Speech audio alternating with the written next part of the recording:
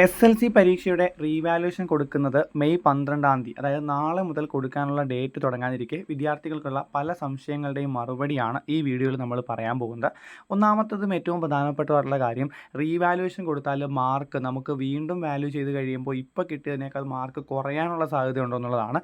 അതേപോലെ തന്നെ വിദ്യാർത്ഥികൾ ചോദിക്കുന്നൊരു ചോദ്യം, +1 അഡ്മിഷന് ഈ ഒരു റീവാലുവേഷൻ റിസൾട്ട് ബാധിക്കുമോ? നമ്മൾ റീവാലുവേഷൻ കൊടുത്ത് മാർക്ക് കൂട്ടിയത് കൊണ്ട് +1 അഡ്മിഷൻ ഏതെങ്കിലും തരത്തിൽ ബാധിക്കുമോ എന്നുള്ളതാണ്.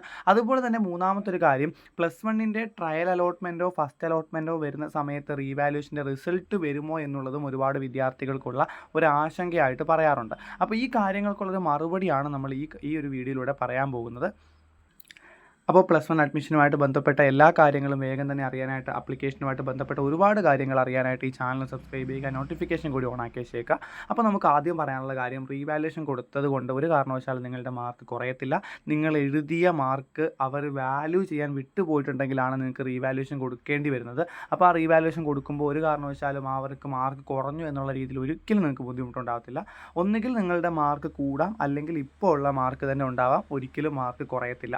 രണ്ടാമത്തെ കാര്യം, നിങ്ങൾ എഴുതിയ മാർക്ക് നിങ്ങൾ റീവാലുവേഷൻ വഴി കൂട്ടി എന്നുള്ളത് കൊണ്ട്, അല്ലെങ്കിൽ റീവാലുവേഷൻ കൊടുത്തുകൊണ്ട് കൂടിയില്ല എന്നുള്ളത് കൊണ്ട് ഒരു കാരണവശാലും നിങ്ങളുടെ +1 അഡ്മിഷനെ അത് യാതൊരു തരത്തിലും ബാധിക്കുന്നതല്ല. പിന്നെ റീവാലുവേഷൻ്റെ റിസൾട്ട് നമ്മൾക്ക് മെയ് 17-ാം തീയതി വരെയാണ് റീവാലുവേഷൻ അപ്ലൈ ചെയ്യാൻ പറ്റുന്നത്. മെയ് 24-നാണ് നിങ്ങളുടെ ട്രയൽ അലോട്ട്മെൻറ്റ് വരും എന്നുള്ളൊരു ഡേറ്റ് വന്നിരിക്കുന്നത്. അതിനുശേഷം ജൂൺ മാസം ആദ്യമാണ് നിങ്ങളുടെ ഫസ്റ്റ് അലോട്ട്മെൻറ്റ് വരാനിരിക്കുന്നത്. അതുകൊണ്ട് തന്നെ ഒരു കാരണവശാലും ഫസ്റ്റ് അലോട്ട്മെൻറ്റിന് മുമ്പ് റീവാലുവേഷൻ റിസൾട്ട് വരാതിരിക്കത്തില്ല. കാരണം റീവാലുവേഷൻ കൊടുത്തവർക്കും അവർക്ക് കിട്ടിയ മാർക്ക് അടിസ്ഥാനത്തിൽ തന്നെ നിങ്ങളുടെ അലോട്ട്മെൻറ്റ് കിട്ടും. അതുകൊണ്ട് തന്നെ +1 അഡ്മിഷന് കിട്ടാൻ വേണ്ടിയിട്ട് ഒരു തരത്തിലും റീവാലുവേഷൻ്റെ റിസൾട്ട് ഒന്നും ബാധിക്കത്തില്ല.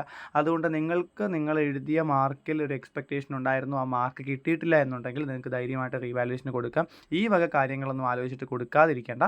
സോ കൂടുതൽ കാര്യങ്ങൾക്കായിട്ട് ഈ ചാനലും സബ്സ്ക്രൈബ് ചെയ്യുക. +1 അഡ്മിഷനുമായിട്ട് ബന്ധപ്പെട്ട എല്ലാ വീഡിയോസും നിങ്ങൾക്ക് അപ്പോൾ തന്നെ അറിയാനായിട്ട് ഈ നോട്ടിഫിക്കേഷൻ കൂടി ഓൺ ആക്കി വെച്ചേക്കുക. Thank you for watching calculus learning.